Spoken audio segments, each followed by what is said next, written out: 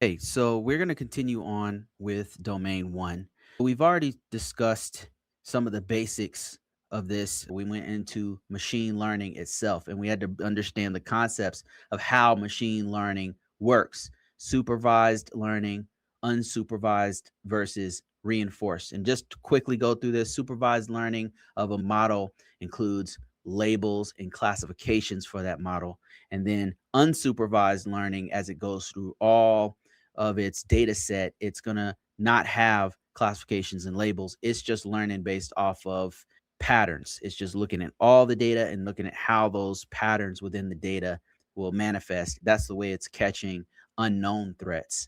One of the key components of that is finding hidden patterns. Allows it to do things like find user entity behavioral analytics and zero day exploits and stuff like that by just finding patterns. And then reinforcement learning is like how people, humans and mammals learn, which is by rewards and penalties. Like robots are using reinforcement learning where they're walking through the environment, and if they fall down, they know if my foot goes down in a certain way, then I might fall. One thing I didn't talk about that I'll introduce right now is called federated learning.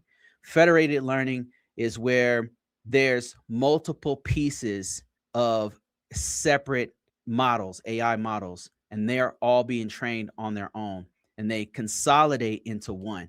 And a example of this might be if you had 500 hospitals, right? And each one of those 500 hospitals has their own AI model, and they have their own patient data, right? And this is important because with patient data, you've got to protect that per HIPAA. You got to protect patient information.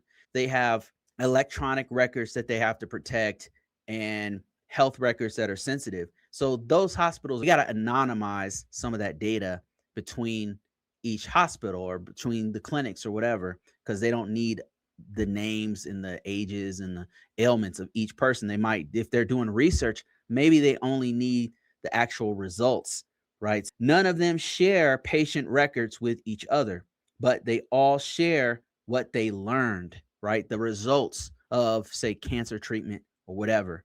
And those results all feed into one central aggregated place. A central server combines all that. And this central server is updating to improve the global models. You have a federated model, means all these different models come together to train one big federated model. So it looks like this: one centralized model, and it's pulling data from each one of these different devices, and it's going to consolidate or aggregate all that information into one AI. So that's a federated learning pattern, and that's probably one of the most advanced methods of learning, because even if you use with federated learning, you could actually use all of these and have all of that data fed into one centralized place. So if you think about it, you can use a combination of all of these things to train a model to be very good at one thing.